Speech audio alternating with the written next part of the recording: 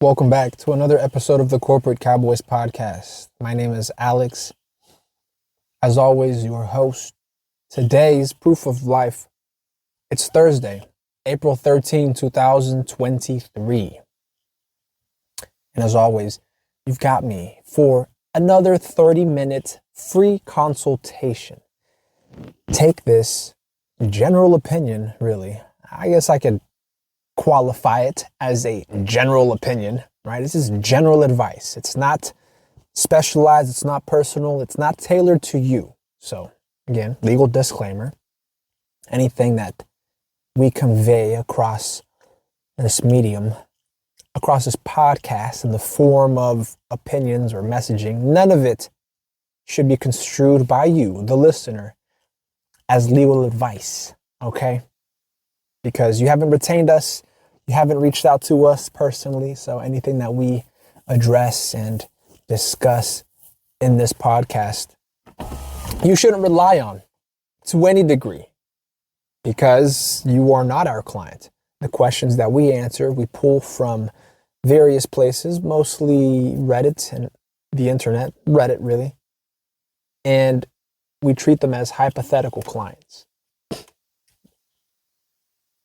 That being said, if you find yourself in need of some professional advice, an opinion as to how to navigate corporate, how to move up, how to get promoted, how to negotiate your next promotion in terms of title, in terms of compensation, in terms of fringe benefits, what have you, you need help strategizing it. You need to bounce some ideas off of another mind, one that's been trained in inter-organizational relations and relationships. Reach out to us. That's what we as corporate cowboys do every day. We're constantly aspiring to attain that state of consummate professionalism, right? So, without further ado, today's question is coming from r/career guidance. And the question is pretty straightforward. I'm reading it now. It's asking the cons. I mean, it doesn't say the or what. It just straight up says cons of giving more than 2-week notice. I mean, I feel hastily written. Shit, it could have been done on somebody's phone, right? A lot of folks use the internet and access Reddit on their phones. I think people who use it on their computers are investing a little too much time in Reddit, right? I mean, unless you're in the middle of a meeting and can divide your attention. But even then, I question that. Now, this question is flared for advice, so they're asking for some input on our part. My hope is that the body of the question gives us information, and plenty of it, enough to contextualize and inform our opinion, right? Now, you, the listener, are in a unique position to peer into the mind of a corporate cowboy, a career consultant, one that specializes in professional development for themselves and their clients. Now, this hypothetical client is giving us only a snippet, a snapshot into their life. If we had them in front of us, we would do our due diligence and interview them in depth with plenty of time for questions, answers, follow-ups, discussion, conversation, time to unpack their particular case, their circumstances, and be able to help them, walk them through strategizing their next move, right? So they write, our hypothetical client writes, I recently accepted a job offer and selected a start date of May 8th, which is a little more than 3 weeks away. Yeah, that is a little more than 3 weeks away. I'm an assistant to the executive. I'm an assistant to the executive. So they're an executive assistant. Nice. I'm an assistant to the executive in a small organization. Okay. I've been in the role 2.5 years, and prior to that, the role. Okay, sorry, I misread that. I skipped the word there. I've been in the role 2.5 years, and prior to that, because there's no fucking comma here, prior to that, the role was vacant for a period of time. And in parentheses, they include several months, potentially just under a year, due to hiring freeze during COVID. So the department isn't in dire straits without me. Not that it's ideal either, but anyway, I truly adore my boss, they say. Okay. Well, again, we don't know how emotionally invested our hypothetical client is in their work, right? If they're doing it for the love of the game, or if because they feel a personal connection with their boss and their colleagues, they're in the organization. What we do know is that the organization could, in theory, survive without them. If they survived some time, that is during COVID, an extended period of time, months, bordering on a year without someone in that position, right? So they could make do without our hypothetical client. Not the most optimal position to be in, but at the same time, it lets us know, at least it should clue our hypothetical client into the fact that 2 weeks, 3 weeks, more than 2 weeks notice, wouldn't necessarily impact them. They could turn around and cut you the day that you give them notice, right? It's not unheard of. Standard practice, I feel like most all professionals would give 2-week notice. In today's day and age, shit, you can give 1 hour notice. You could just not show up, no call, no show, and just never show up again. If they call you, tell them where to send your last check, right? Most all jobs in today's day and age, in Western civilization, right? In Western society, are fire at will, or at will employment. It used to be called fire at will, but I feel like that term has some what's the term I'm looking for? Has some conceptual violence to it. Fire at will, and it just got politically corrected. It's gotten censored over time, and now it's just at will employment, employed at will. And that means essentially that you could leave at any point in time, with or without a reason, just like your manager could fire you, let you go, terminate your employment the moment you walk in for no reason at all, right? Unless they're breaking some type of federal statute or discriminating against you for, I don't know, any number of protected grounds if you belong to a protected class. If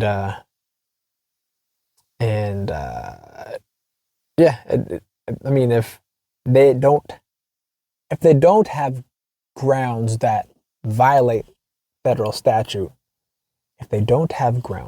that violate federal statute, they cannot. Did I just use the double negative? I used a double negative. I double negative myself. If they terminate you with grounds that violated federal statute, there you go, Alex, there you go. And it's against the law. You have a potential suit against them, right? You have a case, possible case. But our hypothetical client isn't giving us any of that. That was just a tangent, so I do apologize. But they claim, I truly adore my boss. So they've got some emotional investment into it. And they continue writing, I wouldn't have entertained a new job if it weren't for the exact role I was hoping for. And this is. Whether or not to give more than 2 weeks notice, leaving a position that could potentially survive without you for a role in a role that is exactly what you are looking for. I mean, sure, it's nice, it's courteous, it's respectable that you want to give them more than 2 weeks notice. I mean, I suppose it would give them time to find and train a replacement for you in your absence. And I feel like you could leave with a more stronger bridge. I mean, if you're not burning bridges, right? If you're not just ducking out at the 25th hour, letting them know, oh, I'm not showing up to work. That's burning a bridge of sorts, right? And you're definitely not burning bridges by leaving with 2 weeks notice. Leaving with more than 2 weeks notice, I mean, you could potentially go down as somebody they would call back in the future if they somehow change the position you're in now, if they augment it with different responsibilities and, I don't know, better pay, better compensation. If you haven't explored that with your current employer to make it the position you were looking for instead of leaving the organization, then that's on you, right? Maybe you're not that assertive. Maybe you're not going to pick up the spear and become the spearhead. Take this shit by initiative, by proposing changes of your own, right? You're just an executive assistant, right? Maybe you don't want to step on anybody's toes. I get it. It's understandable. Doesn't mean that you can't take your feelings for your fucking manager and turn them into something lucrative, into something, I don't mean lucrative like you're going to be profiting off of them, but you could turn it into something productive, which in turn could be profitable, not just for the organization, but for you, right? The hypothetical client here doesn't tell us they have an amicable or a friendly or a strong relationship with their manager. So again, this feeling, the sentiment could be only one way, and the manager doesn't think about them ever, which is a shit position to be in and doesn't lend any strength or credibility to the idea that our executive assistant, our hypothetical executive assistant client could make these changes the way they would like instead of just jumping ship and leaving, right? Which do what you want, right? But the goal is to create strong ties within your professional network. And if you have a potentially strong tie in the organization you're in now, who's to say you can't go out of your way a little bit, investigate, explore, research some, interview some more within the organization you're in now, right? And explore options and opportunities to pull the right strings and turn this position into what you see it being the most profitable, into how you want to see it work for you professionally. That's how you elevate yourself as an individual to the corporation's level.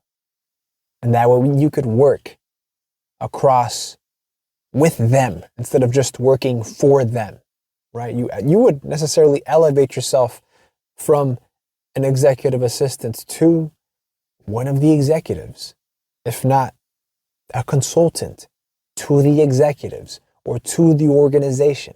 But that's more higher level thinking, higher level strategy. And if you've been paying attention this long,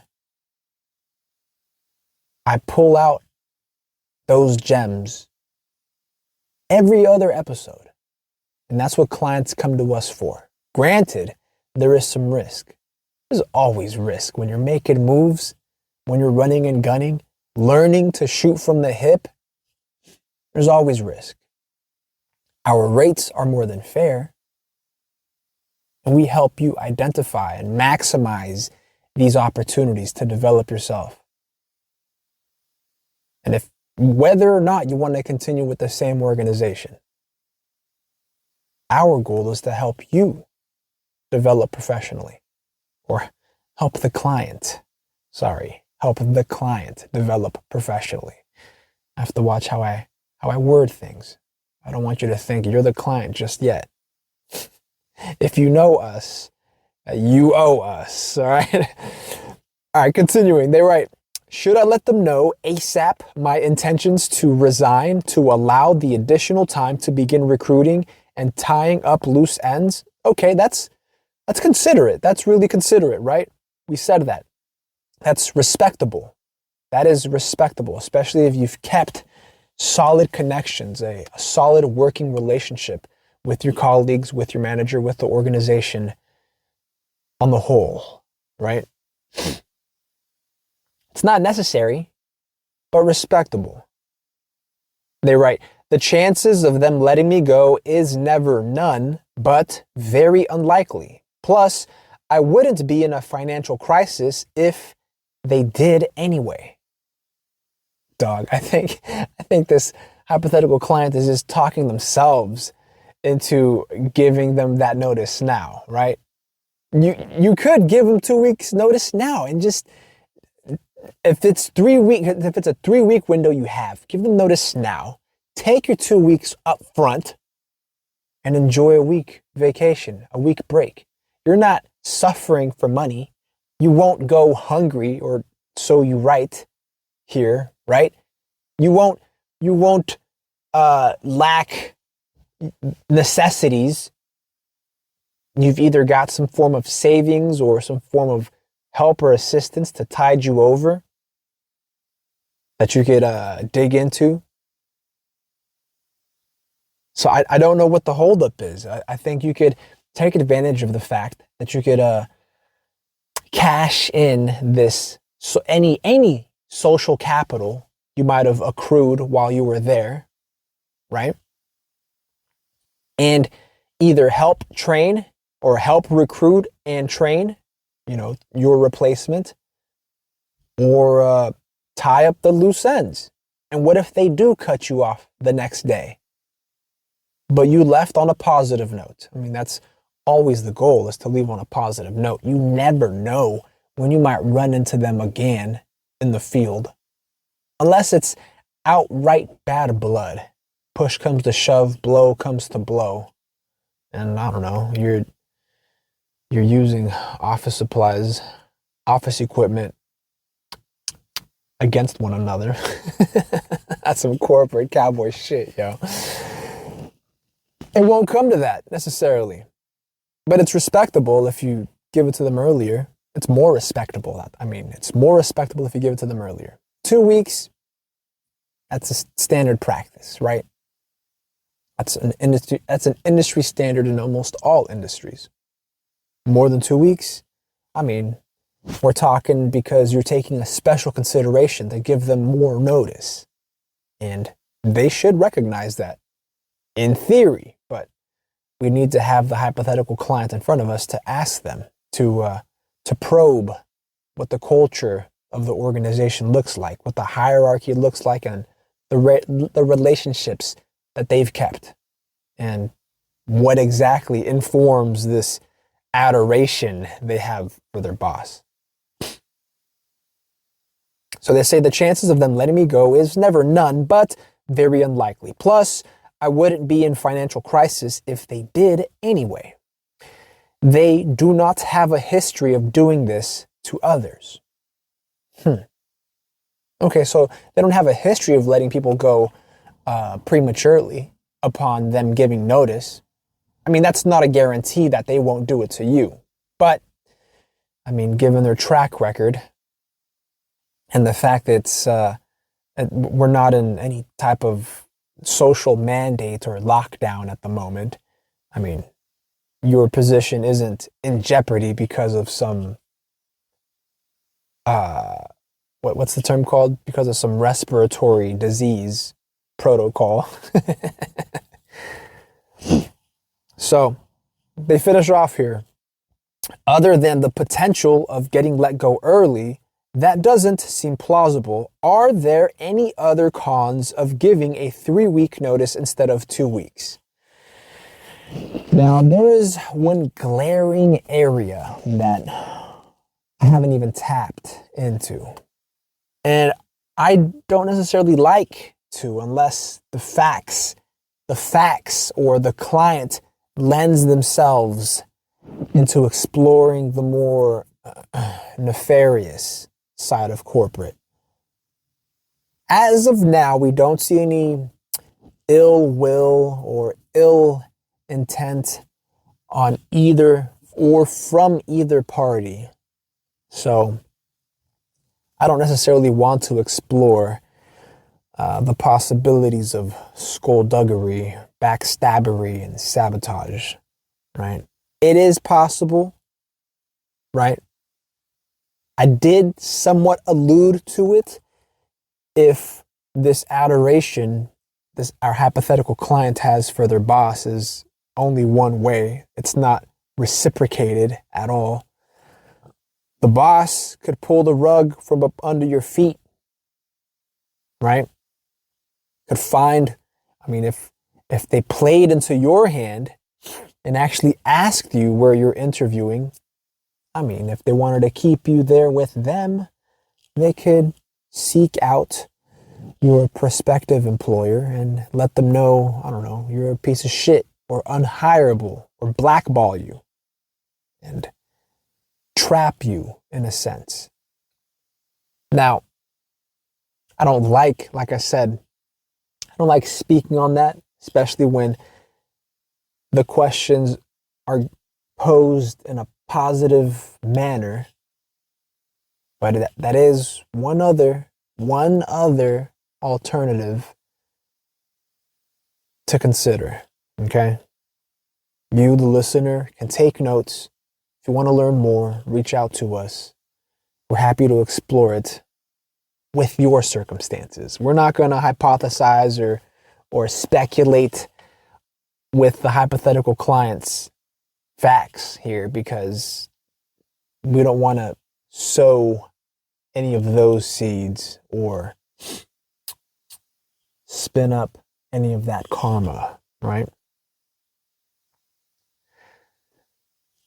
But I feel like I've answered the question pretty thoroughly. I think we can move on down to the comments here and critique some of them.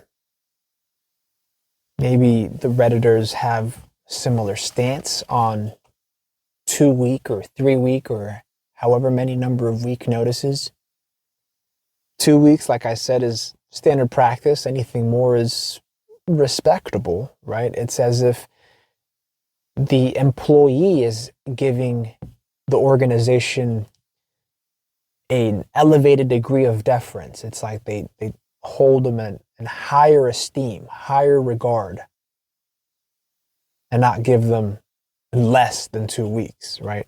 If you give them like a week notice, hey, I'm leaving in 5 days, that may put your hiring manager or your direct supervisor into a scramble to find somebody to fill your spot in such a short period of time. But 2 weeks, if the organization is competent enough and appropriately structured, 2 weeks is sufficient time to hire somebody and bring them on to cover for you. 3 weeks, again, it's pushing it somewhat. But again, we don't know if this is the hypothetical client's first job. It's the first job they fell in love with, or it's the first good manager they had. Hence the adoration. Maybe they're a 1 in a million manager, and I don't want to feel guilty for leaving my manager out to dry. I did my manager dirty somehow, so You want to give them more advance notice than just the 2 weeks. I get it. It's understandable. The first comment here writes, I'd give the 2 weeks now so you can get a gap between jobs. Would be a nice little breather. Yeah, hey, I did pose that too. They give us the facts for that. So we could make that perfectly reasonable inference. I mean, we're not making any assumptions like, well, why don't you just give 2 weeks and coast for the week that you don't have a job? No, they won't even be coasting. They won't be hurting, right? If they have a savings, if they won't be going hungry, they could probably take a little road trip, take a little mini vacation or a staycation, not a staycation, right? Staycation is, I guess there's two ways to view a staycation. There's where you leave for a foreign country and you stay there for an extended period of time. Or staycation is where you stay domestically and you explore domestically. I mean, there's also that, right? Either or, it's apparent that the hypothetical client doesn't even have a need for a job for the 3 weeks, right? So giving them the 2 weeks, they are already rolling the dice on the fact that the organization could cut them loose tomorrow. And still, they won't be in any tight squeeze between a rock and a hard place in terms of money and finances, right? They're set. They're pretty much good until they start their next position. And that's a great place to be in. That's a good spot to be in. So I would give that comment what is it called, a +1 or an upvote? I would vote that comment up. The second comment here writes, I vote for the 2-week notice suggestion to allow a much-deserved break between the old and new job. You've earned the downtime, and it might be a while until you have the chance to take a break like that as a new employee. Congrats. Again, with the 2-week suggestion. It's just that 2 weeks is a standard practice. And I think while I appreciate these comments because they're really harping on the standard practice of 2 weeks and then taking a break between the old job and the new job. I approach the client like I do with every client. It's like a new case.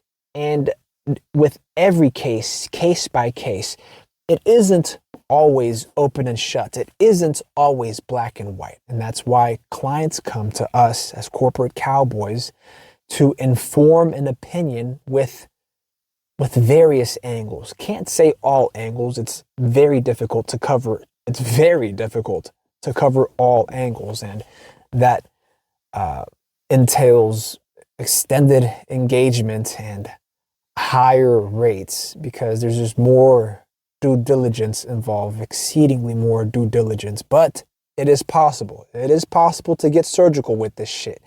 It's as much an art as it is a science, and vice versa. That being said, analyzing and I think digging down into the reason why the hypothetical client posed this question on Reddit, right? Exposed themselves, opened up themselves, making themselves vulnerable in a sense, right? The fact they even posed this question out in the ether, whether or not to give more than 2 weeks. I get the feeling, right? I get the feeling, which these two comments we just read aren't really touching on, but I get the feeling the hypothetical client knows that 2 weeks is normal. It's a standard practice, right? But they're asking, what are the cons to giving more? And the first two comments didn't address any of the cons. What the cons is that you'll have to work the 3 weeks you're there and you won't have that extra week between the old job and the new. Like, these motherfuckers just don't want to work, right? But you look at the flip side. You've got 3 weeks to tie up any loose ends and strengthen any ties you already have there. Like I said, it's more respectable. In some circles, it's viewed as more respectable. So you're definitely not burning bridges, and you could be fortifying those bridges that already exist. Are there cons? I mean, I gave you one or two of the cons, right? If we're talking skullduggery and fuckery, it's possible, but they're not readily apparent given the facts that our hypothetical client left for us here. If we had them in front of us, like I said, we could give a better informed opinion, but that would require some face-to-face time. I mean, we wouldn't even show faces on Zoom. I would much rather not see your face either, right? So we would have cameras off, but we could at least schedule a call and go back and forth, a little question and answering, some follow-ups, and really drill down on your circumstances in your situation and find whether or not any cons might outweigh all the pros. And the pros really are highlighted by the fact that standard practice being 2 weeks, 3 weeks is just more advanced notice for both of you guys. You're letting them know you're on your way out. And shit, you might give them the opportunity to come back and ask you, can you stay? Will you stay for more money, for elevated position, more title, more higher rank, right?